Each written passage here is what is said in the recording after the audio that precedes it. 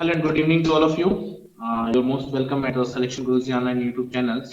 और हम SSC GT के टॉप 20 क्वेश्चंस की सीरीज चला रहे हैं। वो टॉप 20 क्वेश्चंस जो एनालिसिस के बेसिस पे जो पिछले दिन आजकल के दिनों में जो एग्जाम हुए हैं उनके एनालिसिस के बेसिस पे 20 फिल्टर्ड क्वेश्चंस जो एक्सपेक्टेड है कि नेक्स्ट शिफ्ट के एग्जाम में नेक्स्ट डेज में आगे जो पेपर्स होने वाले हैं उसमें आपको संभावित रूप से दिख सकते हैं। और संभवतः ये 26वीं सीरीज है आज हमारी। तो आप सबसे रिक्वेस्ट है कि जब भी एग्जाम में जाइए, सबसे ज्यादा प्रॉब्लम मैथ्स में हो रहा है और मैथ्स में कोई प्रॉब्लम नहीं है, टाइम मैनेजमेंट का प्रॉब्लम है। तो ज्यादा जितना अधिक से अधिक प्रैक्टिस करके जाएंगे। हमारे चैनल्स पे इतने एनालिसिस पड़े हुए हैं वीडियो एनालिसिस के, वो सारे वीडियोस अगर आप देख के जाते हैं तो मैं गारंटी लेता हूं कि 20 में 20 क्वेश्चन आप मैथ्स का विद इन टाइम फ्रेम आप करके आएंगे और आप अच्छे से पेपर कॉन्फिडेंस के साथ पेपर कर पाएंगे। तो स्टार्ट करते हैं आज का क्वेश्चन। पहला क्वेश्चन है कि एक निश्चित राशि से 20% और शेष से 10% घटाने के बाद 7200 रुपए बचे तो मूल योग ज्ञात करें। ध्यान दीजिएगा, कह रहे हैं कि मूल 7200 रुपए बचे तो मूल योग ज्ञात कीजिएगा। बहुत सिंपल सा सवाल है भाई, समझने की कोशिश करना दोस्त। कह रहे हैं कि अगर मान लेते हैं हम x है वो मूल योग और पहले 20% यानी 80%, 20% छोड़ा तो 80% लिया और फिर 10% छोड़ा तो 90% लिया और ये बराबर है कितने के?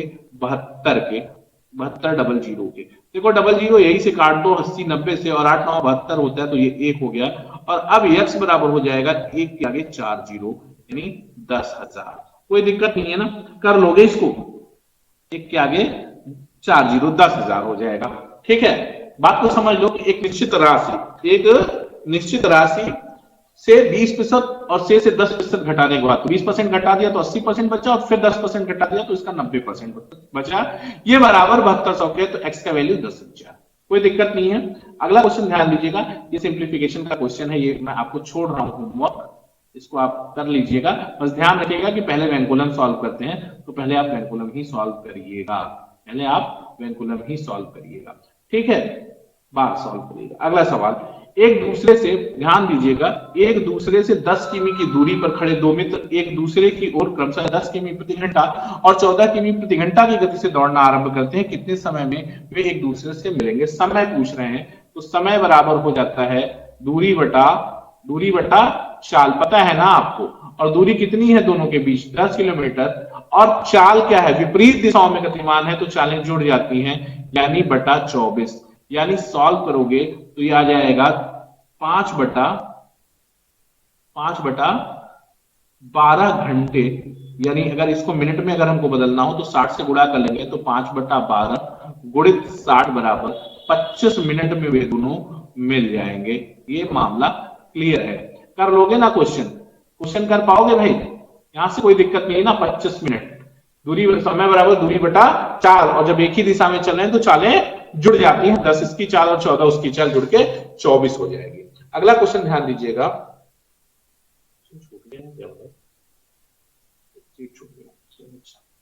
एक है कि एक समान चाल से चल रही 240 मीटर लंबी ट्रेन एक पुल को 40 सेकंड में पार करती है। ठीक है, और पुल पर खड़े एक व्यक्ति को 12 सेकंड में पार करती है।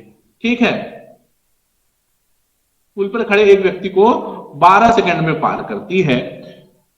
पुल की लंबाई ज्ञात कीजिए। सिंपल सा सवाल है, समझने की कोशिश करना भाई, समझने की कोशिश करना कि क्या है मामला। मामला ये है दोस्त कि एक ट्रेन है, वो 240 मीटर लंबे पुल को, यानी देखो समय क्या लग रहा है, 240 मीटर लंबा पुल है और प्लस ये ट्रेन है, इसकी लंबाई L मान लें, इतना जाने में उसको 40 सेकंड का समय लगता है। यही मामला है।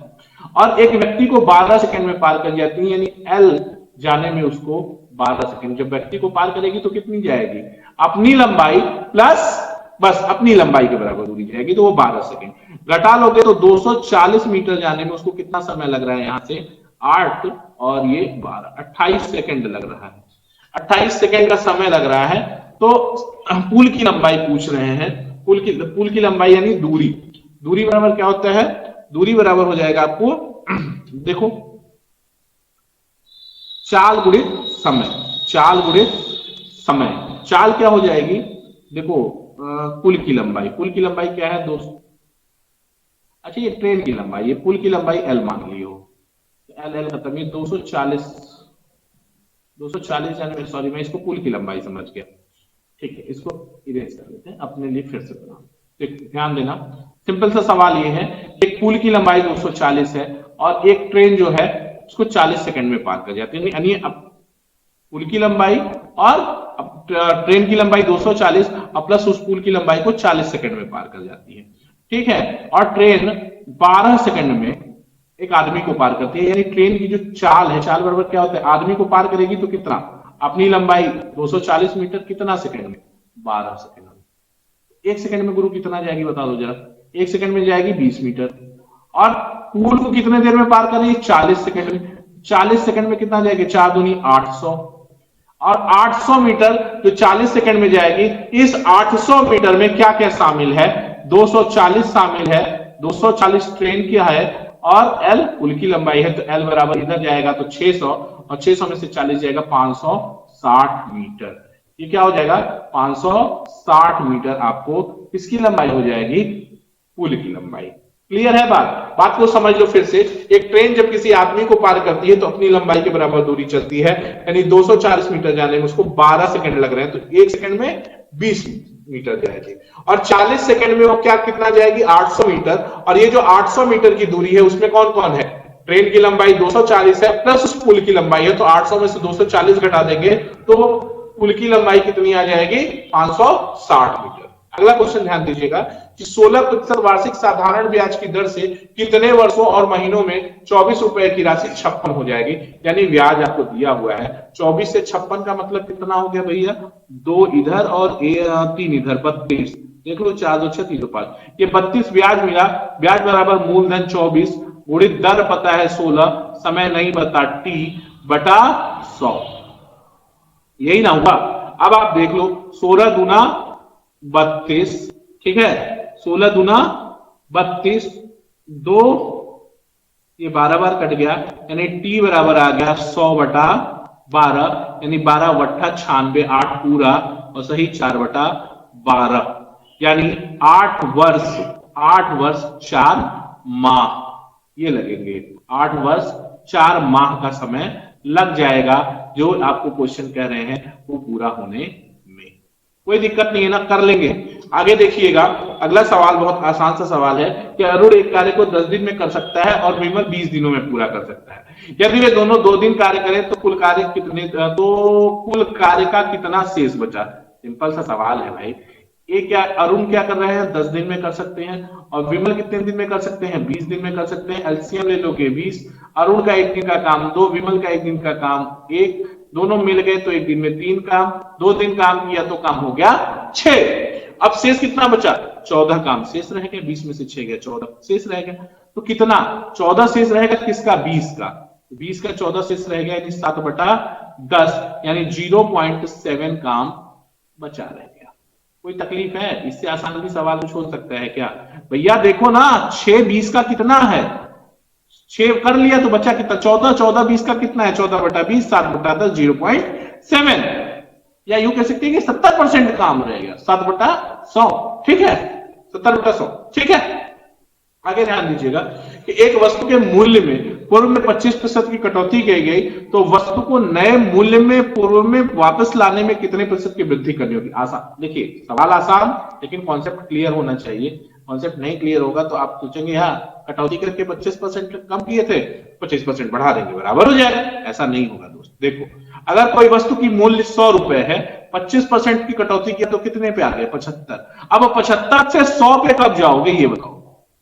75 से 100 जाने के लिए कितनी वृद्धि करोगे, 25 की, किसके सापेक्ष, 75 के, तो 25 बटा 75 गुणित 100, यानी 33 होल 1/3% की वृद्धि करनी पड़ेगी। कोई तकलीफ हो तो बताओ, कर लोगे ना। इतना सारा पेपर सॉल्व करा दिया यार, अभी सब तो सवाल एकदम जवान पे रटा हो गया होगा आपके, अगर आपने मेहनत की है तो कर लेंगे ना। इतनी बात क्लियर है। आगे देखूं, अगला सवाल ध्यान दीजिएगा कि x संबंधी y बराबर 5 संबंधी 6 है तो 3x square minus 2y square संबंधी y square minus x square का अनुपात क्या हुआ। सिंपल सा सवाल है, ध्यान दो, ध्यान देना। अब यहां से हम करेंगे क्या, यहां से हम लेंगे क्या, x की वैल्यू 5 ले लेंगे और y की वैल्यू 6 ले लेंगे और सीधा पुट कर देंगे। तो क्या दे रहे हैं, 3x स्क्वायर, x स्क्वायर का मतलब 25 माइनस 2y स्क्वायर मतलब 36 संबंधी क्या बता रहे हैं, y स्क्वायर कितना हो गया 36 माइनस एक्स स्क्वायर कितना हो गया 25, बस यहां से दिख रहा है ना ये 36 25 का 11 अनुपात होगा और एकमात्र ऑप्शन आपका 3 संबंधी 11 यहाँ पर पड़ा हुआ है।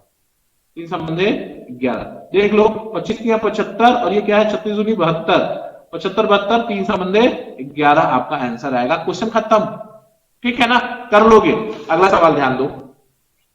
नीरज को 840 रुपए की कीमत वाले शर्ट पर कितना मूल्य अंकित करना चाहिए ताकि अंकित मूल्य पर 16% की छूट देने के बाद भी 18% का लाभ प्राप्त हो। अभी प्रॉफिट लॉस का चैप्टर भी कंटेंट में चल रहा है, आप उस पर भी ध्यान दीजिए। और उसमें हमने बताया है कि सीपी और एमपी का रिलेशन क्या होता है। सीपी एमपी का रिलेशन होता है 100 माइनस डिस्काउंट और 100 प्लस प्रॉफिट। और आप देख लीजिए कि क्या दिया है 100 माइनस डिस्काउंट, डी कितना दे, डिस्काउंट कितना दे रहे हैं 16% की छूट दे रहे हैं और लाभ दे रहे हैं 18% का प्लस 18, तो ये कितना हो गया 84 और ये हो गया 118। तो कह रहे हैं 84 बराबर नीरज को कीमत सीपी 84 आ रहा है और 84 बराबर है कितना 840, यानी एक बराबर कितना है 10 के, तो अंकित मूल्य 18 बराबर कितना हो जाएगा 118 बराबर 1180। बात समझ में आ रही है। कह रहे हैं कि सीपी और एमपी का रिलेशन 100 माइनस डिस्काउंट और 100 प्लस प्रॉफिट होता है।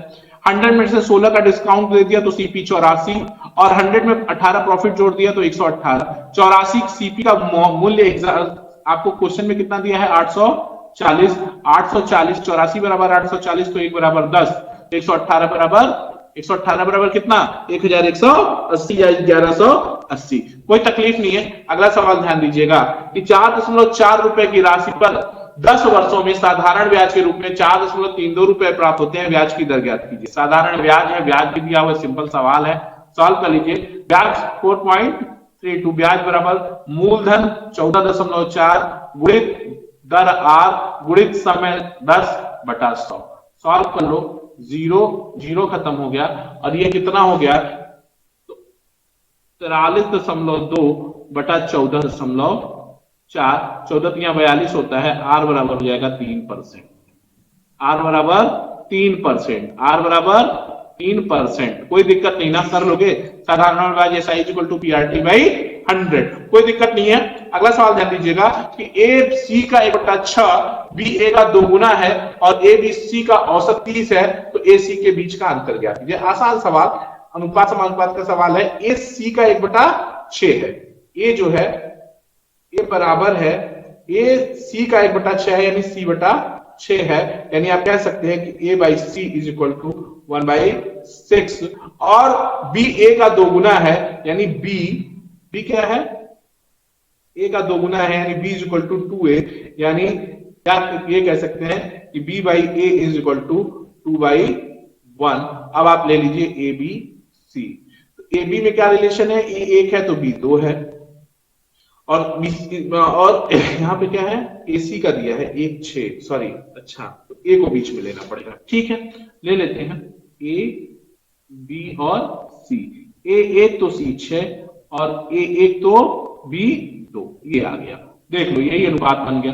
और क्या रहे औसत 3 है, यानी योग 90 है, तो 6 1 7 2 9 बराबर 90, तो 1 बराबर 10। ए और सी के बीच का अंतर, ए सी का अंतर कितना है 5, 5 बराबर 50। डन, क्वेश्चन डन, ठीक कर पा रहे हो 50, कोई दिक्कत नहीं।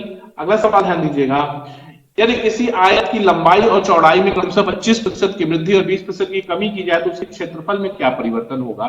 x plus Y plus X Y by 100, X plus Y plus X Y by 100।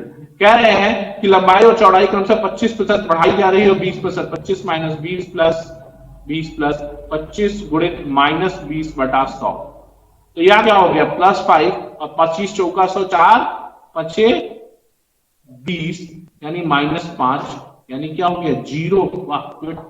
यानी कोई परिवर्तन नहीं होगा, कोई परिवर्तन नहीं होगा, ठीक है ये ऑप्शन, कोई परिवर्तन नहीं होगा क्योंकि ये 5 और 5 0 हो जाएगा और 0% का मतलब हो गया क्या, कोई परिवर्तन एग्जिस्ट नहीं करेगा। बात क्लियर हो रही है मेरी, बात क्लियर हो रही है, ठीक है ना। अगला सवाल ध्यान दीजिएगा, कोई परिवर्तन यहां से नहीं होगा, ठीक।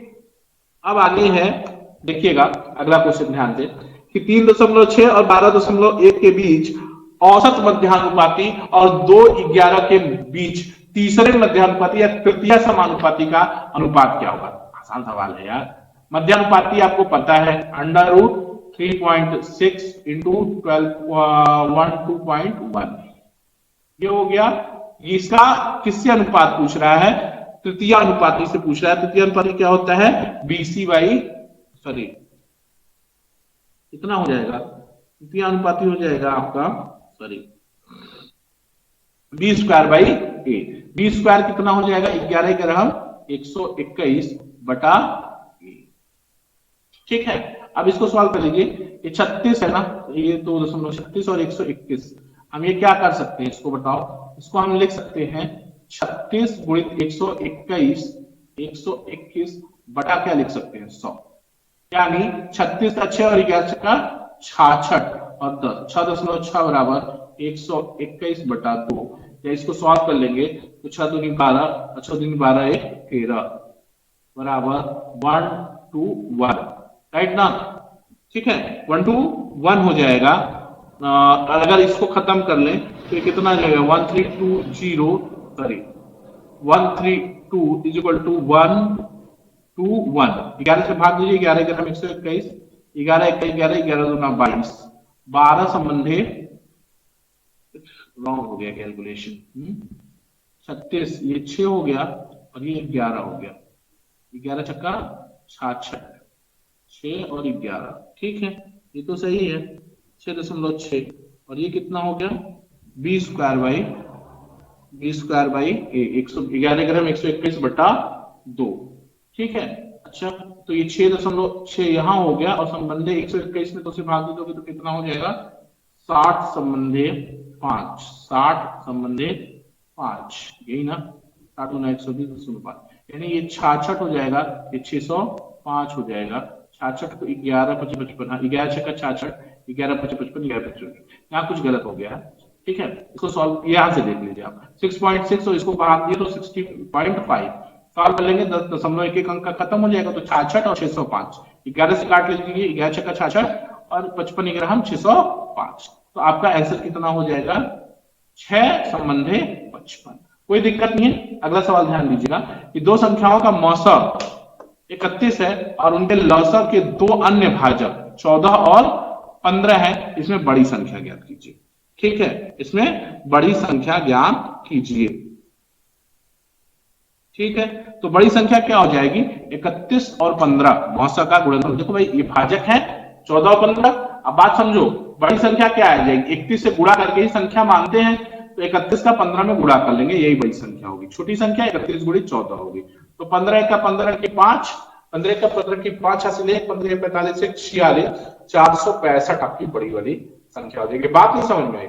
मौसा 31 है तो संख्या 31 से 31 वाली होगी और एक भाजक क्या है 15 तो बड़ी वाली संख्या 31 गुणित 15 छोटी वाली संख्या 31 गुणित 14 465। अगला सवाल ध्यान दीजिएगा कि ए और बी किसी काम को 36 दिन में कर सकते हैं, बी सी उसी काम को 60 दिन में कर सकते हैं और ए सी उसी काम को 45 दिन में कर सकते हैं।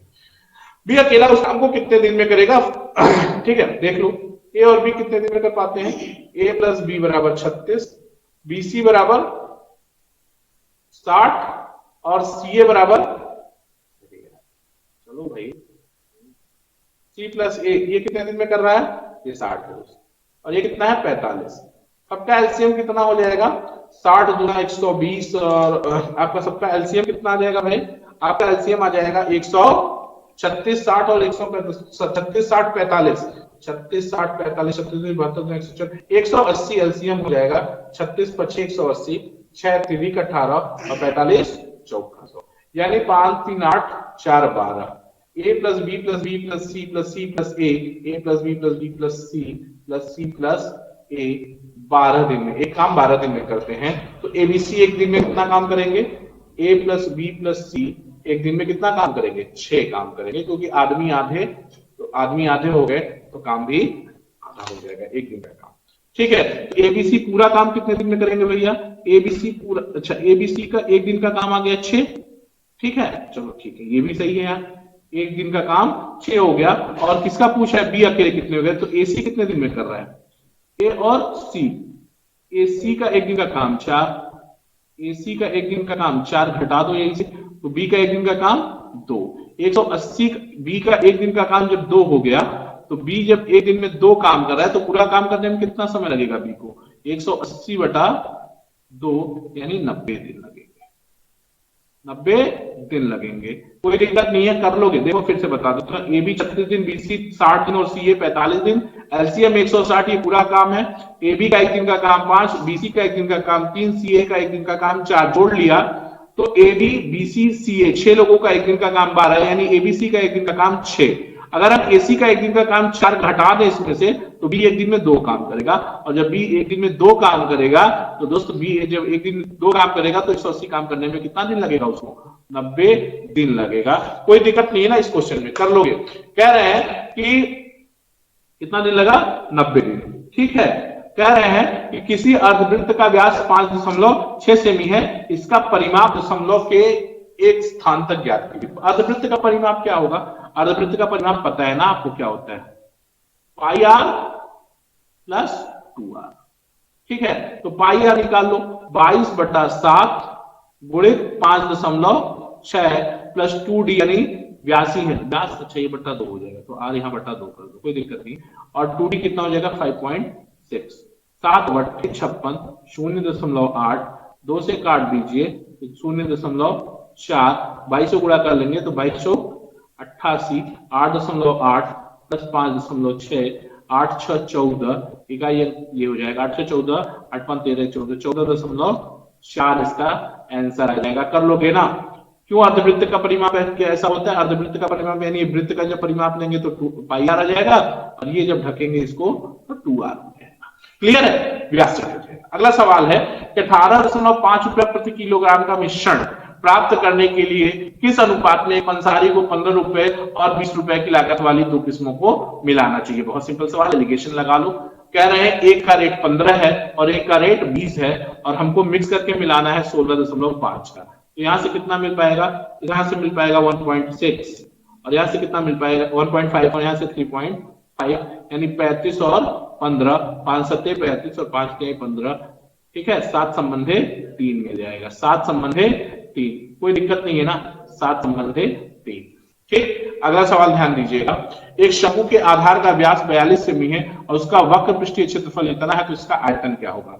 शंकु है तो आयतन हमेशा 22 से कटने वाली संख्या होगी, 11 से कटने वाली। देखो ये 11 से कट रहा है, 5 8 2 10, 10 2 12 और 7 5 12, ये 11 से कट रहा है, यही आपका आंसर है 25,872। वह संख्या, अगर भाई आयतन निकाल रहे हैं तो 22/7 से गुणा करके आएगा, जो 22/7 से गुणा होकर आएगा वही 11 से कटेगा। ये मैं आपको ट्रिक सिखा चुका हूं, देख लो। 1/3 पाई आर स्क्वायर एच, यही होता है ना शंकु का आयतन। अब पाई 22/7 से गुणा होकर जो रिजल्ट आएगा वो 11 से तो कटबे करेगा, 11 से कटने वाली संख्या 25,872 है, तो इसका आयतन कितना हो जाएगा? 25,872। अगला सवाल ध्यान दीजिएगा कि कुल लाभ 1000 है और 3 संबंधे 5 के अनुपात में ABC के बीच विभाजित किया जाता है, तो लाभ में A का हिस्सा 3 2 5 5 10, 10 भाग बराबर 1000, तो 1 भाग बराबर 100, और A का हिस्सा 3 है, तो कितना हो जाएगा A का हिस्सा? 300।